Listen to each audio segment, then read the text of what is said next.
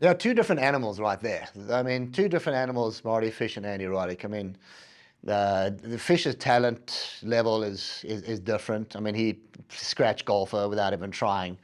The backhand, I never touched. That's one of those things. I never touched that because it was just so good. In fact, sometimes I would try to like work on it. And he's like, no, understand, we're not touching this. So he's very confident as well.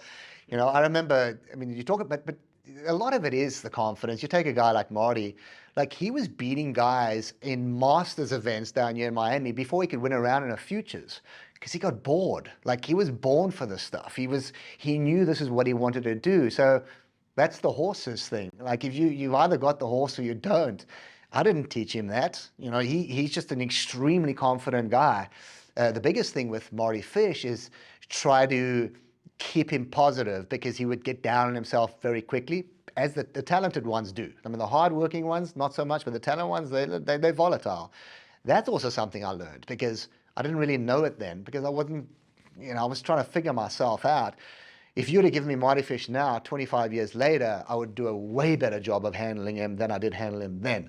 Because I basically went old school with him. I just got very tough on him. I'd make him run mountains I remember being in Belgium and he would do something silly and I'd do the running with him. We'd go run the hills and I was just, but sometimes with a guy like that, it's counterproductive. I mean, he did rise to the occasion, he did well, but I think there were many times when I did that with him when it was the wrong thing to do because he's the type of guy that it's got to make more sense to him. It's got to make sense to all of them, but he was a guy that didn't really work with.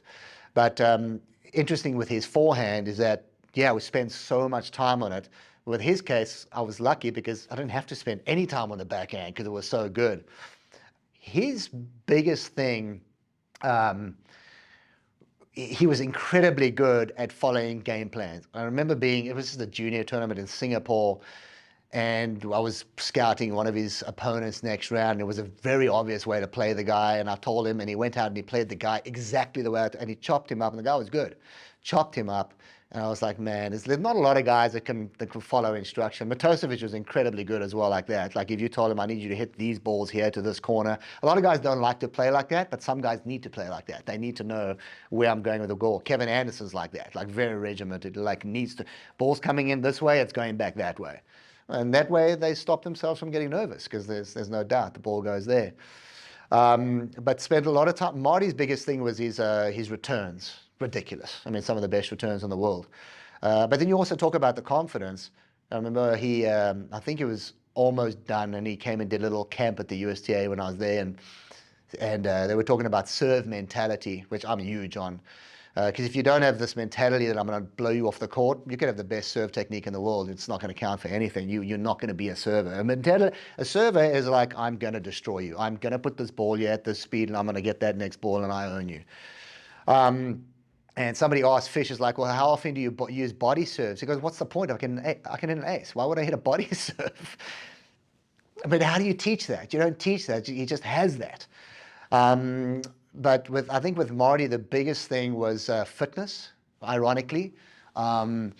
He's Andy worked at the back end of Marty's career.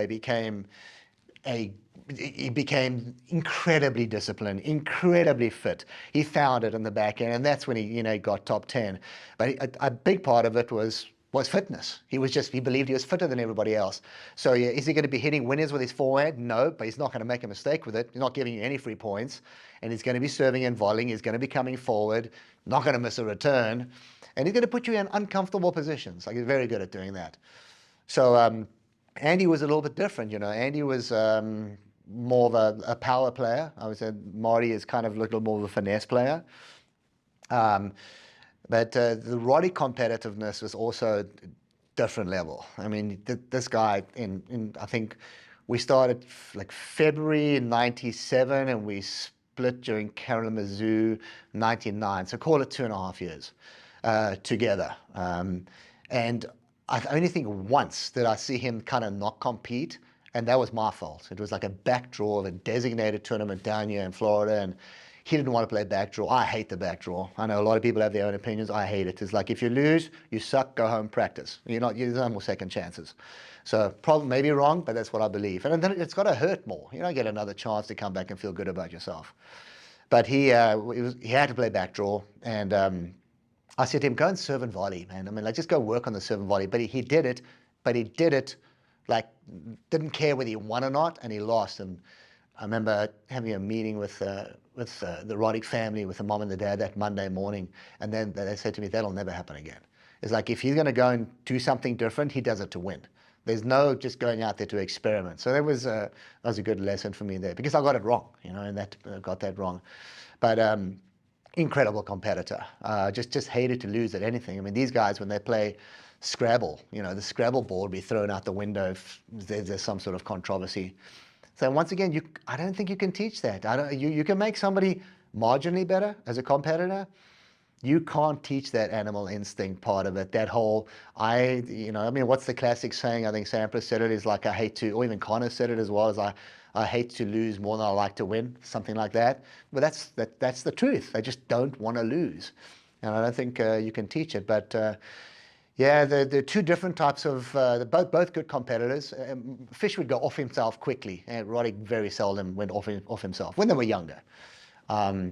And different games. Marty felt the game. Andy, and bear in mind that when I had him, he still didn't have any big tools because he was young. And then also he, when he started working with Tariq Benavides, who I rate as probably one of the top 5 coaches in the world when it comes to developing players, he got Tariq. Tariq has so much experience. Obviously a good player. And then they switched to the Babylon racket, and I don't know, the confidence of being around a Tariq guy, it's good, and that racket and the gut, that made a difference. And then, they didn't change a whole bunch of things technically, but the ball started coming off really big on the forehand. I remember he won Eddie Hearn Orange Bowl, and we'd only been split like 3 months, and I was like, oh hell, that's big. He's really bludgeoning the ball. So yeah, it's repetition, but it's buy-in. The biggest thing is buy-in with these guys. Give them a clear plan. Point out the pros. A lot of the time, just like watch tennis. There's not many different ways to play the sport.